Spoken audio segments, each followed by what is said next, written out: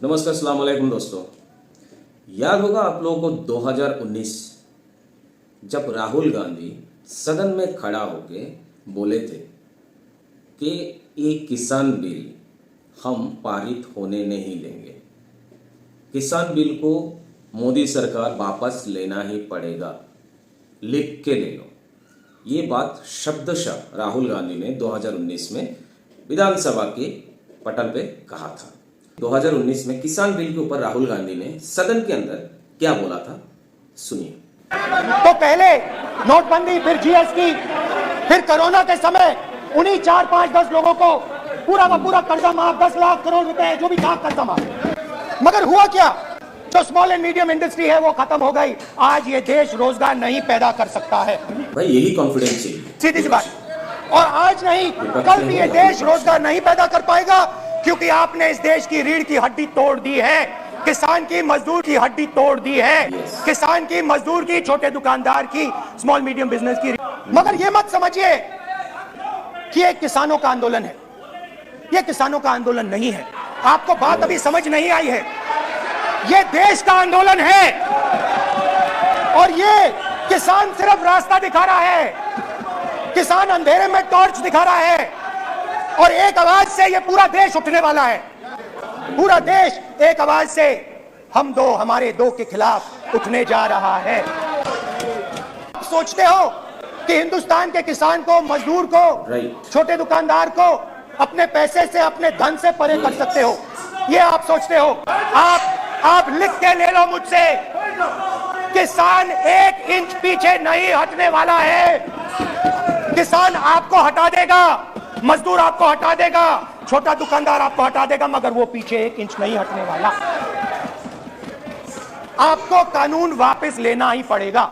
और हमने देखा कि अंत में जाके ये निर्णय लेना पड़ा भाजपा सरकार को और किसान बिल को वापस लेना पड़ा। उसी बात को दोहराते हुए और एक कदम आगे राहुल गांधी 2024 लोकसभा पटल में सदन के अंदर और एक बात कहा था कि इसी सदन के अंदर हम जातीय जनगणना बिल को पारित करेंगे और आरक्षण 50% हटा के इसको और बढ़ाएंगे।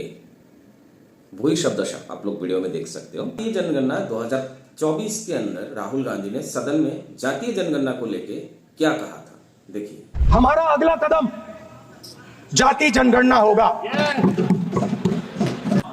हम दलितों को, आदिवासियों को, पिछड़ों को, बिल्कुल, किसानों को, मजदूरों को दिखाना चाहते हैं कि आपने किस किस का अंगूठा काटा है। इसलिए जो मैंने वायदा किया था, इसी हाउस में यहां हम कास्ट सेंसस लागू करेंगे और उसके बाद हिंदुस्तान में एक नए तरीके का विकास होगा, एक नई तरीके की राजनीति होगी। और जो मैंने पहले कहा था, जो आपको अच्छा नहीं लगता है, 50% रिजर्वेशन, उस दीवार को हम यहां तोड़ेंगे। 50% रिजर्वेशन की दीवार और जाति जनगणना हम यहां करा के दिखाएंगे। आपको जो कहना है कर लो। स्पीकर सर, देश में अब ये कौन कर रहा है? तकरीबन 73% आदिवासी और पिछड़े वर्ग के लोग हैं। और ये हिंदुस्तान की मेन शक्ति है, स्ट्रेंथ है। और सच्चाई है कि इनको कहीं भी जगह नहीं मिलती है। इनको बिजनेस में जगह नहीं मिलती है, इनको कॉर्पोरेट इंडिया में जगह नहीं मिलती है, इनको सरकारों में जगह नहीं मिलती है। बजट का जो हलवा है सर, ये बट रहा है। और इस फोटो में सर मुझे एक ओबीसी अफसर नहीं दिख रहा, एक आदिवासी अफसर नहीं दिख रहा, एक दलित अफसर नहीं दिख रहा। ये हो क्या रहा है सर? 20 अफसरों ने हिंदुस्तान का बजट तैयार किया है।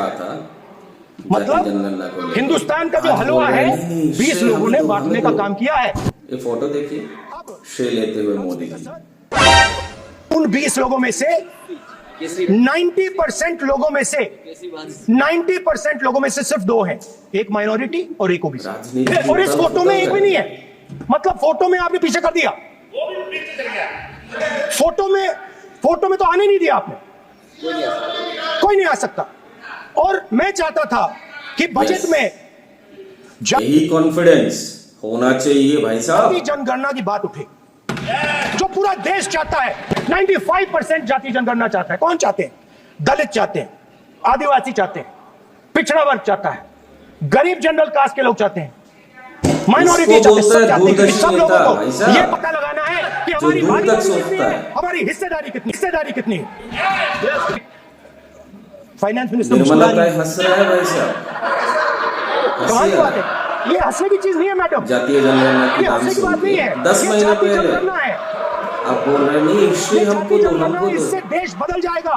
गजब का भाई दोगलापंथी है। ये सोचते हैं कि देश के युवा, देश के पिछड़े लोग अभिमन्यु हैं, देश के पिछड़े लोग अभिमन्यु नहीं है, अर्जुन है।